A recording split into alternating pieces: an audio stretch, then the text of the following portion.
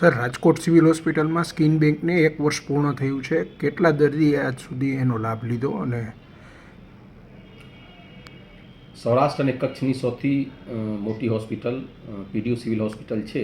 અને આમાં જે સ્કિન બેંક, જેનું આપણું ચામડી કહેવાય, ચામડીનું જે બેંક છે, આનું 1 વર્ષ પૂર્ણ થયું છે. અને આ જે સ્કિન જે છે, ચામડી છે, એક પ્રકારનું અંગ કહેવાય, ઓર્ગેન કહેવાય. જેવી રીતે બીજા ઓર્ગેનનું ડોનેશન થાય છે, એવી રીતે આ ચામડી પણ એક અંગ છે. એટલે આ ચામડીનું ડોનેશન કરવાનું હોય. આ જે સ્કિન બેંક છે, આ સૌરાષ્ટ્ર નહીં, ગુજરાતનું એકમાત્ર સરકારી તંત્રમાં અત્યારે સ્કિન બેંક ચાલે છે. અને 1 વર્ષ પૂરું થયું ત્યારે આ બહુ સરસ મજાનું કામ કર્યું છે. આમાં 2 વસ્તુ હોય. એક તો પહેલાં આપના સ્કિન જે હોય, આ સ્કિન જે ચામડી છે, આ પહેલાં આપણે કલેક્ટ કરવાનું હોય, જેનું કહેવાય કે સ્કિન ડોનેશન. એટલે કોઈ પણ મૃત વ્યક્તિ હોય અને સ્કિન ડોનેટ કરવા માંગે તો આ માટે સિવિલ તંત્ર એલર્ટ છે. અને સિવિલ તંત્ર 24/7 એક ટીમ સાથે તૈયાર છે.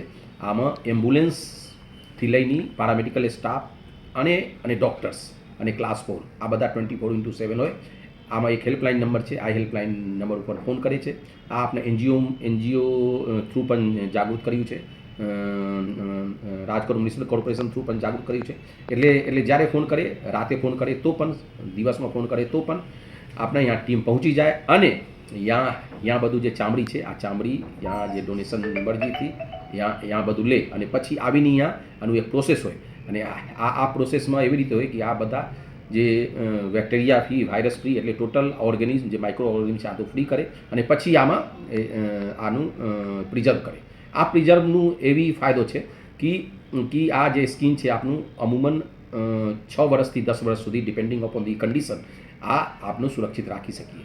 પછી જે સેકન્ડ ફેઝ છે, સેકન્ડ ફેઝમાં એવી રીતે છે કે જે સ્કિન આપના પાસે આવી ગયું, આ સ્કિનનું આપનો ઉપયોગ કેવી રીતે કરીએ. એટલે આ સ્કિન જે છે, આપના ચામડી જે છે, આનો ઉપયોગ ખાસ કરીને બે કેસીસ છે આમાં વધારે થાય. એક તો અકસ્માત, એટલે અકસ્માતનું દર્દી હોય અને આનું સિવિયર ઇન્જુરી હોય, અને સિવિયર ઇન્જુરીમાં એકવાર આ સારા થઈ જાય પણ આનું કોઈ દાગ અથવા એવી રીતે કોઈ ચામડી વગર રહી નહીં જાય, તો આને આપના સ્કિન જે છે આનું ડોનેશન કરીએ છીએ, સ્કિન આપીએ છીએ. અને સ્કિન પછી આનું સર્જરી થાય છે.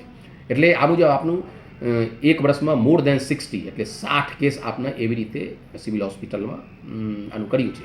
બીજા કેસમાં એવી રીતે છે કે જે છોકરી હોય, ગર્લ્સ હોય અને અનમેરિડ હોય, અને ખાસ કરીને આનું બર્ન્સનું કંઈ એવી રીતે થઈ ગયા હોય અને પછી બર્ન્સ એકવાર સાજા થઈ જાય તો આમાં થોડું દાગ અને આ થોડું આવી જાય.